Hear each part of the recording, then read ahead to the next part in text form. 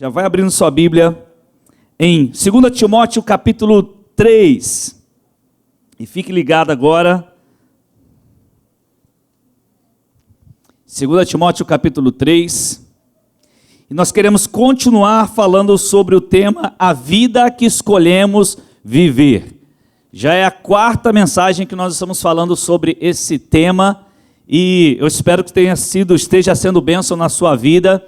E eu recomendo a você, lá no canal da Igreja Renovar, se você não fez sua inscrição em nosso canal, Igreja Renovar, vai lá no YouTube, querido, faça a sua inscrição, tem lá essas mensagens, as 3 mensagens já estão lá, liberadas para você. Também no Café Pastoral você pode também assistir e com certeza será bênção para você poder entender o que está acontecendo, o que Deus está falando com a gente, do que Deus está tratando conosco nesses dias.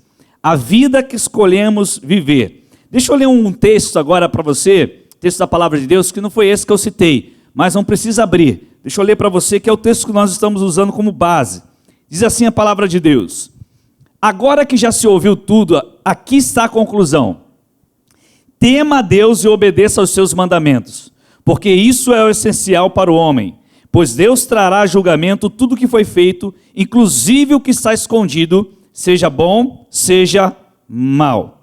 Então nós estamos falando sobre escolhas da nossa vida, as escolhas que eu e você fazemos. Então nós escolhemos uma vida para viver. Você escolheu uma vida para viver, eu escolhi uma vida para viver, e no dia a dia nós vamos tomando decisões, vamos fazendo escolhas. Então, de acordo com a sua faixa etária, de acordo com o tempo que você vive, do momento que você vive, você vai fazendo suas escolhas. Então existem escolhas que são muito importantes. Por exemplo, a escolha mais importante da sua vida, a decisão mais importante da sua vida é abrir o seu coração para Jesus e deixar Ele ser Senhor e Salvador da sua vida. Essa é a melhor escolha que você faz na sua vida, é a escolha que serve para a eternidade. Você viverá eternamente com Deus.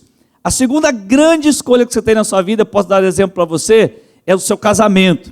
Se você quer viver bem, escolha bem para casar, ok? Então você precisa pensar muito bem nisso, precisa orar por isso. E outras escolhas vem faculdade, vem profissão, vem a empresa que você quer abrir, enfim, uma série de coisas que nós vamos construindo nossas vidas. E essa é a pergunta sobre esse tema. Como eu e você, escuta isso, como eu e você temos construído nossas vidas? Muitas das vezes a gente fica se perguntando: Deus, por que está acontecendo isso comigo? Deus, por que aconteceu isso comigo? Deus, por que está acontecendo isso com meus filhos? Deus, por que está acontecendo isso com o meu casamento? Geralmente estão relacionadas às escolhas que eu e você fizemos. 99% dos casos são escolhas que nós fizemos. E por vezes nós estamos colocando até a culpa no diabo. O diabo é culpado. O diabo é culpado por tudo, querido. Mas você e eu podemos dar legalidades para ele. Podemos abrir portas para ele, para que ele entre em nossa vida e ele possa trazer estragos à nossa vida. E é sobre isso que nós vamos tratar disso também hoje, Nós já falamos sobre alguns problemas. O primeiro problema nós falamos da culpa. Depois falamos sobre o problema de assumir as responsabilidades pelas consequências, aprender a assumir essas responsabilidades. E o terceiro problema que nós falamos foi o problema do temor a Deus. E depois começamos a falar sobre as oposições. Foi quando começamos na semana passada e hoje eu quero continuar com vocês. E a gente citou ali, nessas oposições, 4 tipos de oposições que todos nós iremos enfrentar. A oposição satânica, a oposição humana, que eu chamo de oposição externa, a oposição da própria carne, ou seja, interna de nós mesmos, e a oposição mundana, que é o sistema do mundo. Deixa eu ler com você então, 2 Timóteo capítulo 3, versículos de 10 a 13, ok? Diz assim a palavra de Deus: mas você tem seguido de perto o meu ensino. Quem está falando aí, queridos? Paulo falando a Timóteo, seu filho na fé.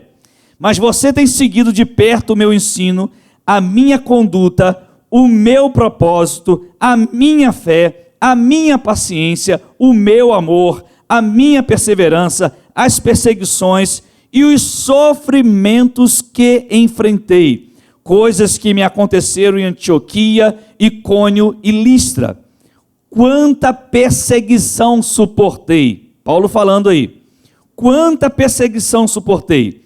Mas De todas essas coisas o Senhor me livrou. De fato, olha o texto que está escrito, queridos.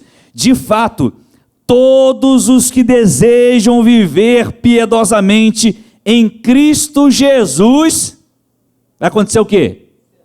Serão o quê? Perseguidos. Então o texto deixa de forma muito clara para nós. Se você escolher construir sua vida seguindo a Jesus e viver essa vida de forma piedosa, você será perseguido. E essa palavra perseguido, a ideia de perseguido, tem uma série de coisas que estão inseridas nesse contexto de perseguidos. Depois a gente vai conversar melhor sobre isso. Contudo, o texto completa: os perversos e os impostores irão de mal a pior, enganando e sendo o quê? Enganados. Agora vamos lá, em Efésios 6. Efésios capítulo 6, a partir do versículo 10. Efésios capítulo 6, a partir do versículo 10. Diz assim a palavra de Deus: finalmente, fortaleçam-se no Senhor e no seu forte poder. Vou repetir. Finalmente, fortaleçam-se no Senhor e no seu forte poder. Vistam toda a armadura de Deus, para poderem ficar firmes contra as ciladas do diabo. Pois a nossa luta, a nossa guerra, nossa batalha. Então, a partir desse momento, a gente começa a entender que espiritualmente existe uma guerra. Existe uma batalha que acontece na nossa vida espiritual. E essa batalha espiritual, ela acaba sendo representada nesse mundo físico, esse mundo que nós estamos vivendo. Você está entendendo, querido? Amém? Então existe uma luta. Agora, a nossa luta, o texto vai dizer, não é contra seres humanos. Não é contra seres humanos, mas contra os poderes e autoridades, contra os dominadores deste mundo de trevas, contra as forças espirituais do mal nas regiões celestiais. Por isso, o texto diz: vistam toda a armadura de Deus, para que possam resistir no dia mau e permanecer inabaláveis, depois de terem feito tudo. Assim, mantenham-se firmes. E ele vai começar a dizer: mantenham-se firmes, cingindo-se com o cinto da verdade, vestindo a couraça da justiça, tendo os pés calçados com a prontidão do evangelho da paz. Além disso, também usem o escudo da fé, com o qual vocês poderão apagar todas as setas inflamadas do maligno. Usem também o quê? O capacete da salvação e a espada do Espírito, que é a palavra de Deus. Orem no Espírito em todas as ocasiões, com toda oração e súplica, tendo isso em mente, estejam atentos e perseverem na oração por todos os santos. Amém. Nós hoje vamos começar a falar sobre a oposição satânica. Então, nós precisamos entender que o diabo, ele é o nosso arqui-inimigo. Ele é aquele que está tentando nos matar, roubar e o quê? Destruir. E nós falamos no domingo passado, e é bom a gente relembrar isso, de que Jesus, ele não está com a espada na mão, e o diabo com outra espada, e os dois estão ali guerreando. Não existe isso, queridos. Jesus já venceu o diabo. Muita gente acha e olha para a ideia de batalha espiritual como se Jesus estivesse com uma espada, o diabo com outra, e Jesus tendo que batalhar com o diabo. O diabo já foi derrotado, o diabo já foi vencido. Você crê nisso, meu irmão? Ele já foi vencido. Jesus já venceu. Aleluia. Agora, quando nós estamos falando de essa oposição satânica, nós estamos nos referindo a todos os ataques diretos de Satanás contra a igreja, seja ela na sua individualidade, ou seja, na sua vida pessoal, e que vai tentar fazer com que isso reflita na coletividade dessa igreja, ou seja, ele quer atingir a sua vida, e ao atingir a sua vida, ele quer atingir a sua família, e ao atingir a sua vida e a sua família, ele quer atingir a igreja de Cristo. Esse é o objetivo de Satanás. Ele quer se opor, o trabalho dele é se opor. Então tudo que você e eu tentarmos realizar, tudo que eu e você tentarmos fazer para o reino de Deus, ou para qualquer coisa nesse mundo, porque a gente tem aquela ideia de fazer as coisas do reino de Deus, é só fazer as coisas na igreja, e você tem que tirar isso da sua cabeça, querido. Você na sua vida pessoal, você no seu dia a dia, você na sua faculdade, você na sua casa, você lavando sua louça, você estudando, você trabalhando, você está vivendo o reino de Deus. Você está entendendo isso? Tem gente que fala assim, eu trabalho no reino de Deus, por quê? Porque eu estou lá no som da igreja, porque eu toco no louvor. Não existe isso. Isso também é parte do reino de Deus. Mas o reino de Deus é a totalidade, é o governo de Deus em tudo que nós estamos fazendo. Então o diabo, ele vai atacar você até na hora de lavar a louça. Que isso, pastor? Porque ele está aí para isso. Ele veio para matar, roubar e destruir. O que ele puder fazer para tentar destruir você e, através disso, apontar também suas armas para a igreja e sua família, certamente ele o fará. Quer ver? Abra sua Bíblia em Mateus capítulo 4. Como Satanás faz isso contra nós? Como que ele vai atuar?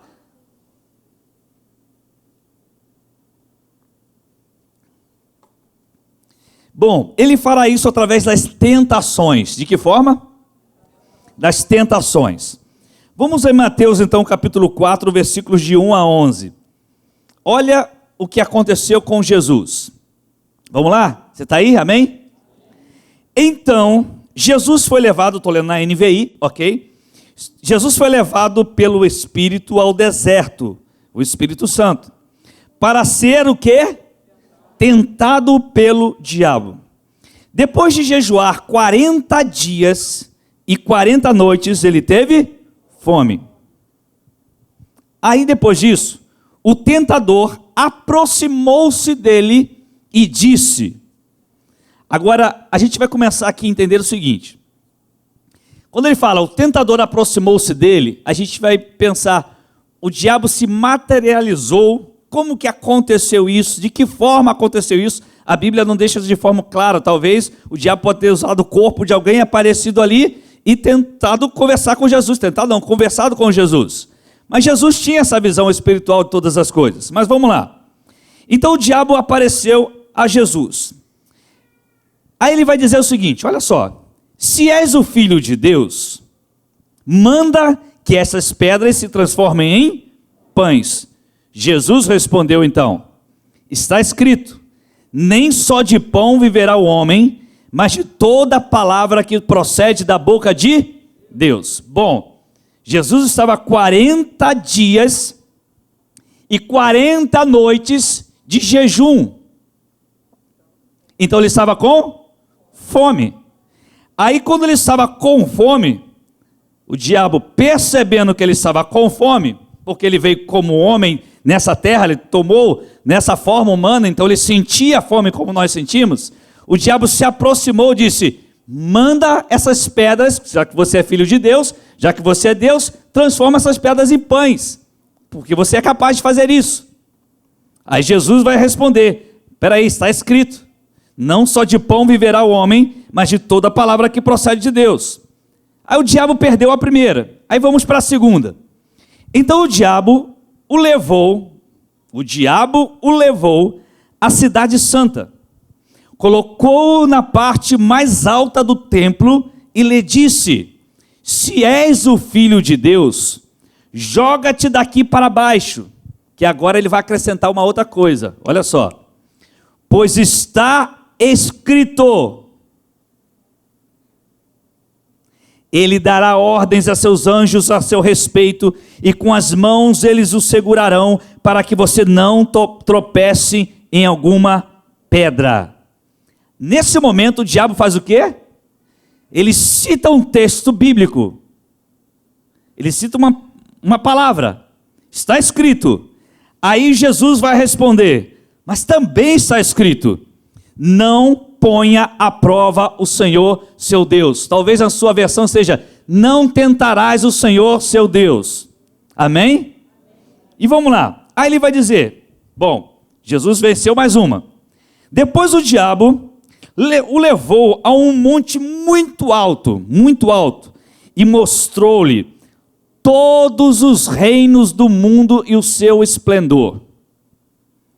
Bom, aí você começa a ter aquela visão, né, porque é uma batalha espiritual que está acontecendo, e os olhos espirituais, obviamente, estão abertos ali, e eles estão vendo. E o diabo apresenta a Jesus todos os reinos do mundo, e todo o esplendor, toda a luxúria, todas as riquezas, tudo que o mundo poderia oferecer, ele diz para Jesus: tudo isso te darei. Ele só pode dar algo que ele tem. Então ele diz para Jesus: tudo isso te darei se você prostrado me adorares. Aí ele pegou pesado.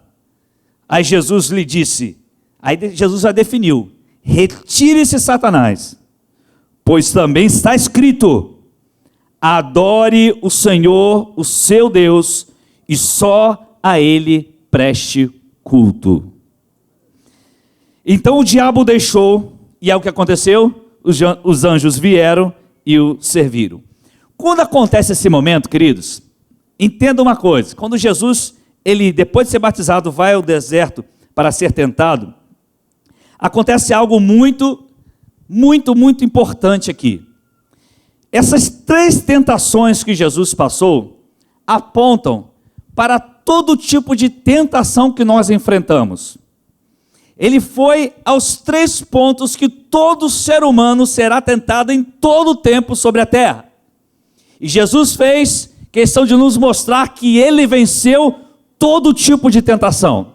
O diabo lhe ofereceu poder, o diabo lhe ofereceu dinheiro, o diabo lhe ofereceu soberba, luxúria, né? Tudo isso.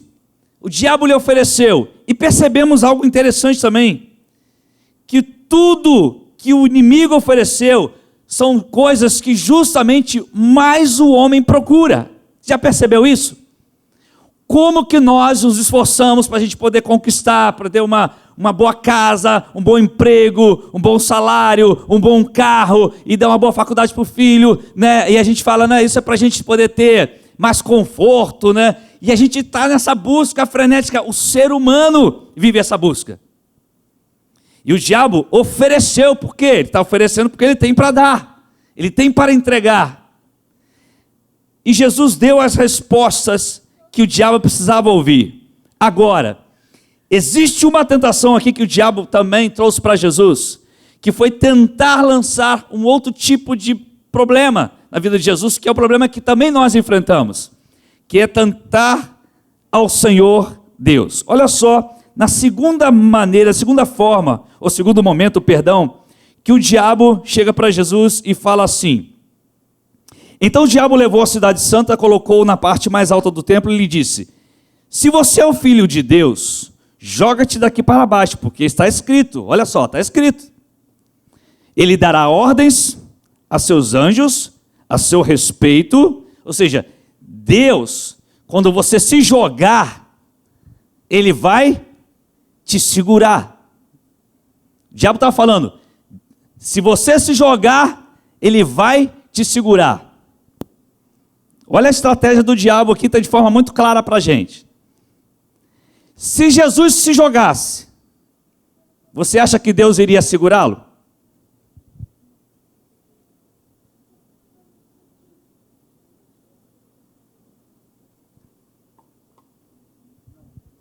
Não.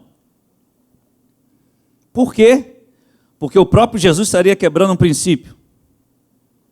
Aí Jesus dá a resposta: não tentarás o Senhor teu Deus. Você não pode tentar o Senhor teu Deus, não põe à prova o nosso Deus.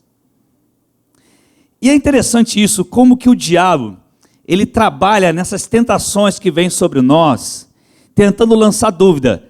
Por vezes, você está enfrentando uma guerra, uma batalha, uma luta, uma enfermidade, e o inimigo fala para você: ué, mas você não serve a Jesus? Ué, você não adora Jesus? Ué, você não abriu o coração para Jesus? Ué, você não prega? Você não anuncia? Você não ora? Você não lê a Bíblia, você não medita, você não vai à igreja. Por que está acontecendo isso com você? Você percebe como o diabo ele é astuto? Ele não só te oferece alguma coisa que é tentadora aos teus olhos, à sua carne, mas ele lança sobre você a dúvida. Ele quer que você caia na dúvida. Ele quer que você faça algo onde você irá até se arrepender, mas ele vai jogar sobre você. Você creu e não aconteceu nada. Você orou e o milagre não veio. Se Jesus pula, Jesus quebrava lá no chão. Por quê? Porque ele estaria quebrando um princípio. Ele sabia disso. Espera aí, eu não posso provar o meu Deus. Não tentarás o Senhor seu Deus. Meu Deus, não posso tentar o Senhor Deus. E tem muita gente que pega a palavra de Deus, e muita gente faz isso, e vai declarando a palavra, pela fé, amém. Se você declara pela fé, você tem que crer. Agora, acima de tudo, você tem que crer na vontade soberana de Deus. Você tem que crer que Deus está no controle de todas as coisas. Que Deus não é obrigado a fazer o que você quer. Você está entendendo isso, querido? Porque o que Jesus estava passando ali, o diabo estava tentando para ele. Fala para Deus o que ele tem que fazer. É isso que ele estava falando. Naquela tentação foi, fala para Deus o que ele tem que fazer, porque está escrito.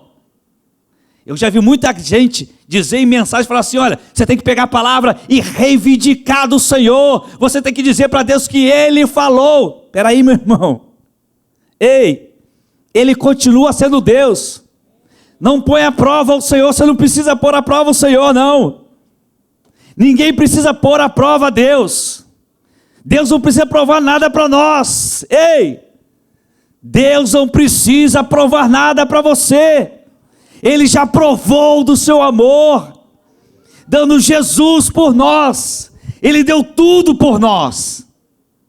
Mas se você está esperando dessa terra alguma coisa, somente dessa terra você espera alguma coisa, você vai viver tentando provar a Deus o tempo todo. Por que Deus está deixando fazer isso? Por que Deus está deixando fazer aquilo? E muita gente já caiu nessa tentação, e muita gente hoje está longe de Deus. Alguns estão culpando Deus porque perdeu um ente querido, alguns estão culpando Deus por uma enfermidade, alguns estão culpando Deus por uma série de coisas, porque não venceram essa tentação que Jesus venceu. Não ponha Deus à prova, Ele está no controle de tudo. Nós não vivemos pelo que vemos, nós vivemos pela fé. É fé, querido. Se teus olhos, os meus olhos, estiverem voltados somente para essa terra, por quê? Porque o diabo nessa terra pode nos oferecer tudo o que você imagina. Ele pode te dar tudo nessa terra, porque Ele tem poder para isso. Não é que Deus não esteja no controle das coisas, Deus está no controle de tudo. Mas fomos nós, seres humanos, que falhamos com Deus, que pecamos contra Deus, que entregamos a Ele. E hoje, eu não posso simplesmente dizer, Deus tem que fazer o que eu quero, porque está escrito. Mas está escrito, meu querido, não tentarás, não brinca com Deus, não tente colocar Deus à prova, não pense que Deus não está no controle, Deus está no controle. Entenda uma coisa, Deus é o nosso Senhor soberano, Criador de todas as coisas. Ele sabe de todas as coisas, Ele conhece o seu coração, Ele sabe das suas lutas, Ele sabe das suas guerras, Ele sabe das suas batalhas, e Ele te faz mais que vencedor, mesmo na hora da prova, da luta, da guerra, da tentação, porque o diabo está tentando você a duvidar de Deus, de que Deus faz, de que Deus realiza, de que Deus pode. Isso é uma estratégia satânica. A gente está pensando que a gente está lidando com um bicho chifrudo, olhando para a gente, vindo contra a gente, com uma espada na mão para nos matar. Ele não é assim não, irmãos. Ele é esperto. Ele é articulado. Ele vem te lançando as palavras. Ele vem te oferecendo as coisas. Ele vai te lançando a dúvida. Não foi diferente no Éden. Quando Deus falou, daquele fruto não coma. Aí quando Ele foi conversar com Eva, certamente não morrerás. Não foi isso que Deus quis dizer. Ele lançou a dúvida na mente de Eva, naquele instante. Ele continua fazendo a mesma coisa na sua vida hoje. Você sabe que tem muito jovem, vocês vão estar aí no Desmascarados, né? A Rede Tim, e vai ficar pensando assim, tem muito jovem, eu conheci jovem que dizia assim, eu não sei qual é o propósito de Deus para a minha vida, eu não sei nem se Deus existe. Jovem crente entre aspas, criado no Evangelho, pais cristãos, e não conseguiu compreender quem era Deus de verdade. As dúvidas são coisas que fazem parte da nossa vida. Você sempre terá uma dúvida em alguma coisa, meu irmão.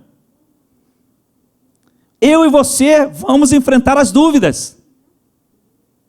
Mas nunca ponha à prova, nunca ponha Deus à prova.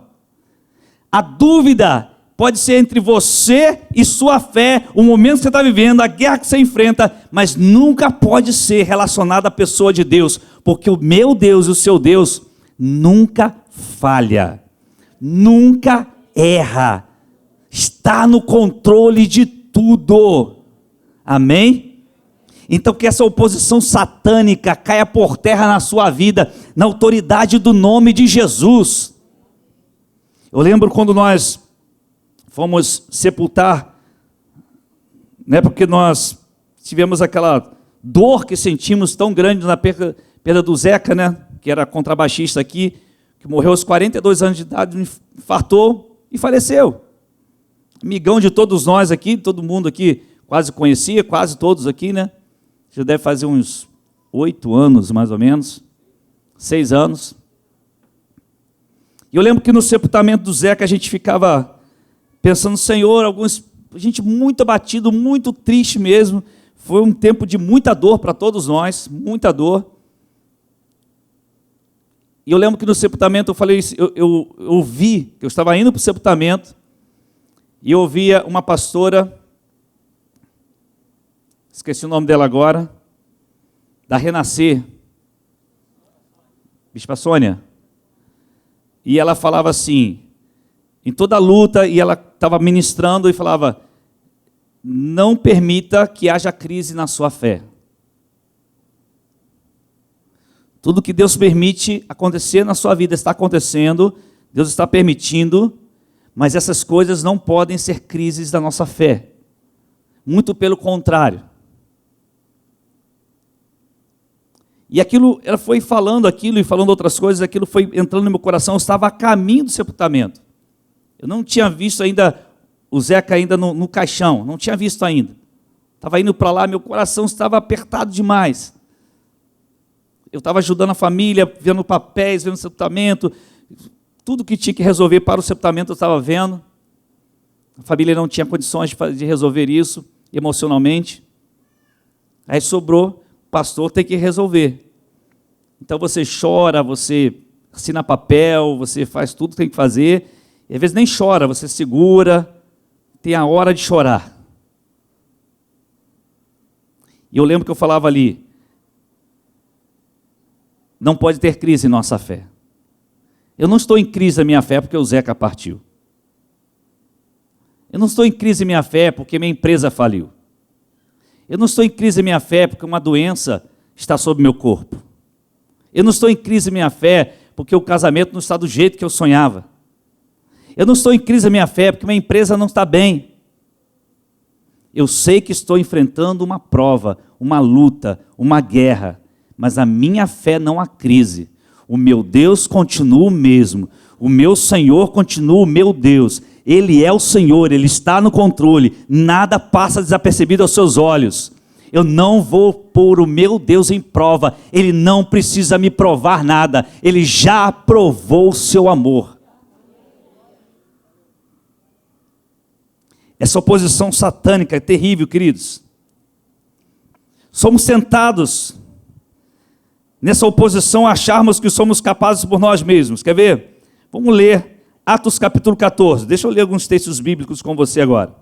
Atos 14, para a gente partir para o encerramento de hoje.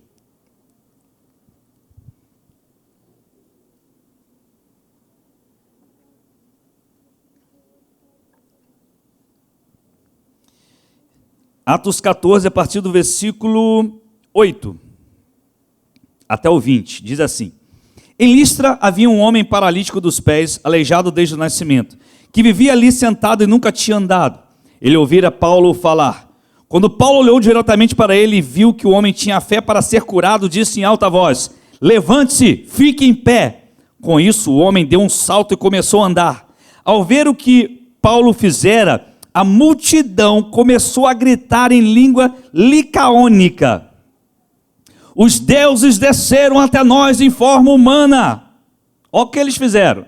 A Barnabé chamaram de Zeus, e Paulo chamavam de Hermes, porque Paulo era quem trazia a palavra. Então Barnabé começou a chamar: é Zeus que está conosco. Paulo é Hermes que está conosco. São deuses que estão conosco. Aí olha o que aconteceu. O sacerdote de Zeus, cujo templo ficava diante da cidade, trouxe bois, coroas de flores à porta da cidade, porque ele e a multidão, quando falamos de multidão aqui, estamos falando geralmente de 1000 pessoas. A multidão queria oferecer-lhes sacrifícios.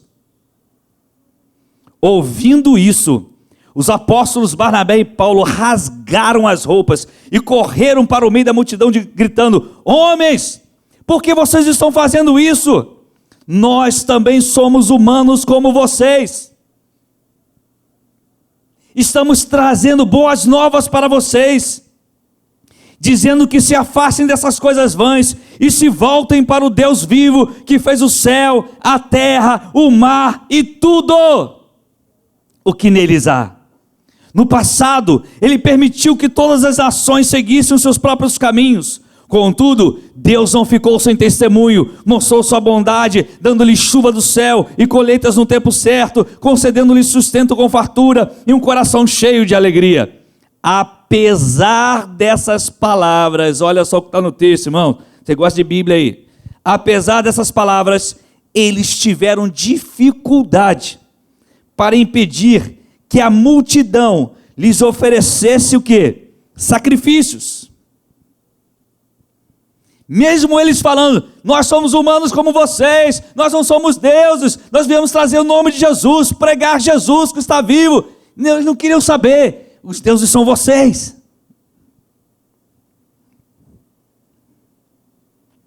Então alguns judeus chegaram de Antioquia e de Icônio e mudaram então o ânimo das multidões.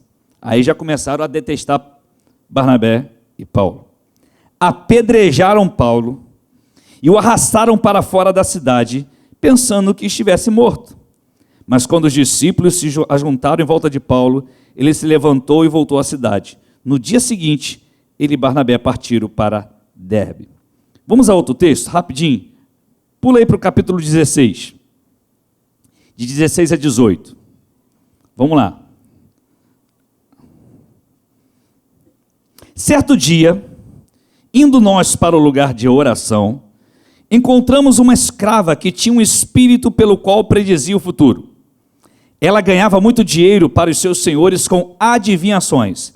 Essa moça seguia Paulo e a nós gritando. Olha o que ele estava falando.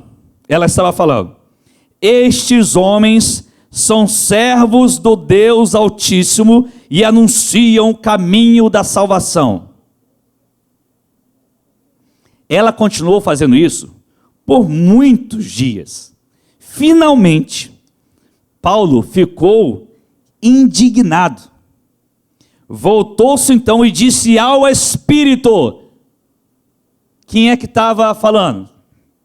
A moça, não é isso?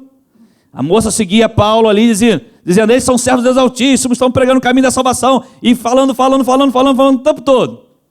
Aí Paulo já não aguentava mais, parou e disse ao Espírito: em nome de Jesus Cristo, eu ordeno que saia dela. No mesmo instante, o espírito maligno a deixou. A tentação nem sempre se apresenta como um monstro horrível. Nem sempre. Mas geralmente como algo que consiga nos atrair. Você sabe que uma das maiores tentações que nós enfrentamos é a tentação da soberba, do orgulho, da prepotência, de achar que somos bons, de achar que a gente fala bem, que a gente prega bem, que a gente toca bem, que a gente canta bem, que a gente faz isso bem, que a gente faz isso muito bem, que a gente cuida bem do discípulo, que nós somos bons. E sabe como o diabo faz? Ele faz exatamente isso. Como que ele iria destruir o ministério de Paulo? Dizendo para todo mundo, olha, esse aqui, vamos matar, porque desse jeito não tinha como destruir. Paulo não dava o braço a torcer. Então vamos fazer um jeito. O diabo articulou, vamos elogiá-lo. Aí eles são como os deuses. E ele, não, nós não somos, nós somos humanos como vocês. E mesmo assim, a maior dificuldade. A nossa geração gospel, ela é produtora de deuses. Que silêncio. Falei alguma coisa errada? Nós produzimos às vezes deuses. E não é culpa das pessoas, dos outros que estão ministrando bem, às vezes pregando muito bem, sendo usados por Deus, não. É o povo que produz os seus próprios deuses. Se for o cantor tal no dia tal lá na igreja, eu estou lá. Se for o pregador tal no dia tal, eu estou lá. Se for, eu quero estar lá. Nós produzimos nossos próprios deuses. E é por isso que muita gente cai nessa tentação, porque é levado pela soberba, pelo orgulho e pela prepotência. Acha que é bom. Quando você achar que é bom, meu irmão, você está perdido. Quando você deixar de lado a sua dependência de Deus, escuta isso. Quando eu deixar de lado a minha dependência de Deus, quando você fizer isso, nós estamos perdidos. Se você achar que é capaz por si mesmo, você está perdido. Se você achar que consegue por si mesmo, você está perdido. Nós dependemos de Jesus. Nós dependemos do Espírito Santo. Se nós nos voltarmos para nós mesmos, nós estamos perdidos. O diabo nos tenta o tempo todo. Olha como que está. Olha o que você está fazendo. Olha, está dando certo. Todo mundo gosta de elogio, irmãos. A esposa gosta de um elogio do esposo. O esposo gosta do elogio da esposa. Porque elogio não é ruim, não. O pai gosta do elogio do filho. O filho gosta do elogio do pai. Não é pecado você elogiar ninguém. O problema não é você elogiar, é quem é elogiado. Como que ele vai fazer com isso? Como que ele trabalha isso na sua vida? Como ele lida com isso? E o diabo, ele é astuto. Por isso que a tentação não é um monstro horrível que se apresenta para você, não. Cuidado. Cuidado. Continue sempre declarando, Senhor, eu dependo de Ti. Mas não diga isso só para você no seu quarto, diga para as pessoas também. Diga para as pessoas também. É Deus fazendo a obra, é Deus fazendo a obra, é Deus em suas misericórdias sobre a minha vida, é Deus com sua graça sobre a minha vida, é Deus com seu amor sobre a minha vida, é Deus com seu perdão sobre a minha vida, é Deus que está vindo sobre mim, que está cuidando de mim, porque se fosse por mim, eu não estaria aqui, mas eu escolhi viver debaixo dessa graça, eu vivo agora debaixo dessa dependência de Deus. Porque a gente só vai conseguir vencer essas tentações pela graça de Deus, pela dependência do Espírito Santo. Essa oposição satânica, irmãos, vai ser o tempo todo até Jesus voltar. O tempo todo. Então, como eu venço a oposição satânica? Dependência de Deus. Declarações pela fé da palavra. Prática da palavra. E a Bíblia fala de resistência, a ideia de se contrapor. A Bíblia fala sobre vigilância, a Bíblia fala sobre oração. Os meios que nós temos é o louvor, a oração, a pregação, o serviço. São os meios que nós temos de mostrar a dependência de Deus, a declaração pela fé da palavra, a prática da palavra, a resistência pela palavra, a vigilância. Não é à toa que Jesus disse: vigiai e orai. Para quê? Para quê? Não entreis em tentação. Vigiem. Vigiem. Antes de orar, ele já mandou vigiar. Vigiem. E é interessante, queridos, o diabo ele vai articulando, até te levar aonde ele quer. Se você e eu não dependermos da voz do Espírito Santo, se eu e você todos os dias não dobrarmos os nossos joelhos e falar: Senhor, tem misericórdia de mim, para que eu ouça a sua voz, para que o diabo não me engane, porque o diabo tentou fazer isso com o próprio Deus, a pessoa de Jesus. E o que você acha que ele vai tentar fazer com a gente? Ele sabe que já está derrotado, ele já sabe que já perdeu. Então o que ele vai fazer? Agora eu quero destruir o máximo de pessoas possível, eu vou levar o máximo que eu puder comigo. E você é o alvo dele, eu sou o alvo dele. Mas em Cristo Jesus, nós somos mais do que vencedores. Em Cristo Jesus, nós somos mais do que vencedores. A nossa dependência vem dele. Olha só o que diz Apocalipse 12, 11. Eu vou encerrar com 2 versículos agora. Apocalipse 12, 11, Tiago 4, 7.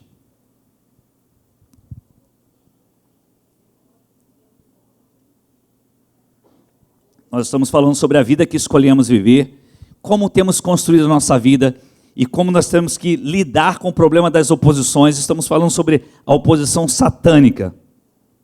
Olha só o que diz Apocalipse 12, 11. Eles o venceram pelo sangue do Cordeiro. Amém? Você está lendo esse texto aí com a gente? Eles o venceram pelo sangue do Cordeiro e pela palavra do testemunho que deram. Diante da morte, não amaram a própria vida. Aleluia! Você quer vencer a oposição satânica? Eles o venceram pelo sangue do Cordeiro. É o sangue de Jesus que é poderoso, que nos purifica de todo pecado, que nos lava. A nossa dependência está nele, só nele. E pela palavra do testemunho que deram, não importa se eu tenho que morrer, eu vou morrer, porque eu amo mais o Senhor do que a minha própria vida. Eles estão dizendo o seguinte, está dizendo, aqueles que vencem, que vencerão, são aqueles que olham para Jesus, que entregam suas vidas a Jesus, que testemunham de Jesus, e estão prontos a pagar o preço por Jesus, mesmo que lhe custe a própria vida. É fácil a gente falar isso num país onde nós somos livres, onde a gente pode pregar em qualquer esquina. Agora converse com os irmãos das igrejas perseguidas, veja os testemunhos, assistam os filmes. Nós podemos vencer, queridos, pelo sangue do Cordeiro, pela palavra do testemunho. E diante da morte, quando o mundo nos oferece, a morte ali, foi o que o diabo fez com Jesus, lhe ofereceu todos os reinos, tudo que tinha, isso era morte, porque ele não amou a própria vida, ele não quis essas coisas. Não, só o meu Deus eu vou adorar, eu não abro mão disso. Aleluia. E Tiago 4,7. Portanto, submetam-se a Deus, resistam ao diabo, e ele Vai fazer o quê? O texto começa assim: portanto, submetam-se a Deus. Dependência de Deus, total, submissão, debaixo da missão que Deus te entregou. E depois, aí resistam. Você tem que se contrapor, você tem que ir contra o que o diabo está te oferecendo, que você sabe que é contrário à palavra de Deus. Resistam ao diabo, porque tem uma promessa aqui: o diabo vai fugir de você, o diabo vai fugir da sua casa, o diabo vai fugir da sua família, o diabo vai fugir da sua vida. Submetam-se a Deus, resistam ao diabo, e a promessa é: ele fugirá de vocês.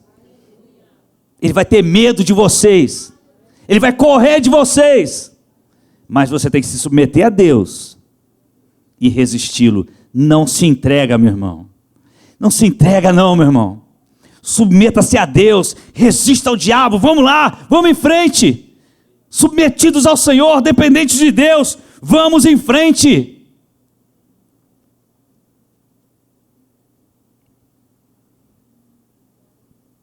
Eu falei há poucos dias no café pastoral, não sei se alguém lembra. Quando o propósito é maior do que o desejo de reconhecimento, você não para. Guarde isso no seu coração. Quando o propósito é maior que o desejo de reconhecimento, nada te para, meu irmão. Muita gente quer ser elogiada para continuar fazendo a obra, quer ter o louvor para poder fazer a obra, quer ter admiração do pastor, quer ter admiração da igreja, quer ter admiração de fulano, quer ter admiração de ciclano. Quando você deseja mais o reconhecimento do que o propósito, você vai parar no meio do caminho. Mas quando o propósito é maior, você não precisa desse reconhecimento. Você não para, você segue em frente, porque você decidiu se submeter a Deus e resistir ao diabo. E ele vai fugir da gente, em nome do Senhor Jesus. Fique de pé e dê um aplauso a Jesus, mais forte que você puder. Dê um aplauso ao Senhor Jesus. Dê um brado de vitória ao Senhor. Glorifica o nome dEle. Aleluia. Ele é digno. Ele é Senhor. Aleluia.